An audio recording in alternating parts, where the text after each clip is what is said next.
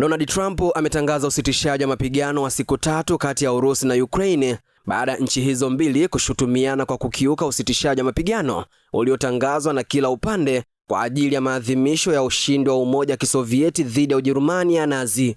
Nikimnukuu rais huyo wa Marekani alisema, usitishaji huu wa mapigano utahusisha kusimamishwa kwa shughuli zote za kivita pamoja na kubadilishana wafungwa 1000 kutoka kila nchi. Mwisho kunukuu.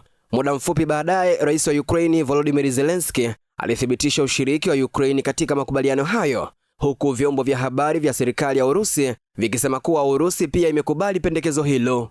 Awali pande zote mbili zilidai kuwa upande mwingine uliendelea kushambulia maeneo yao, na meya wa Moscow alisema mji huo ulikuwa umelengwa na mashambulizi ya ndege zisizo na rubani usiku kucha. Katika ujumbe wake, Trump alisema aliomba binafsi usitishaji huu wa mapigano wa siku 3 na anathamini sana kukubaliwa kwake na Rais Vladimir Putin pamoja na Rais Volodymyr Zelensky. Putin alikuwa ametangaza usitishaji wa mapigano kwa tarehe 8 hadi 9 Mei kabla ya maadhimisho ya siku ya ushindi yaliyopangwa kufanyika Jumamosi ya leo. Kiev hapo awali ilikuwa imetoa wito wa usitishaji wa mapigano usio na kikomo kuanzia tarehe 6 Mei. Urusi imeionya Ukraine kutofanya jaribio lolote la kushambulia gwaride la siku ya ushindi litakalofanyika katika Red Square mjini Moscow.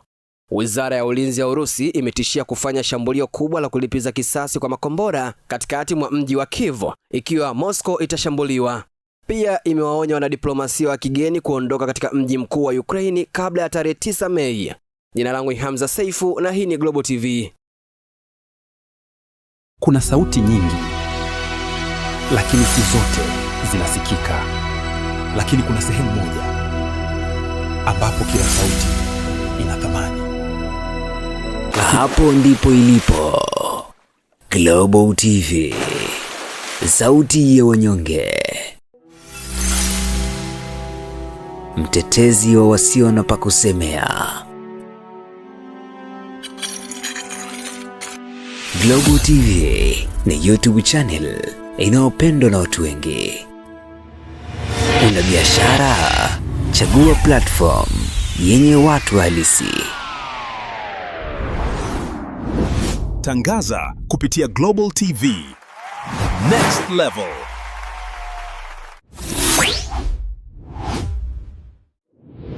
Chukua hatua sasa.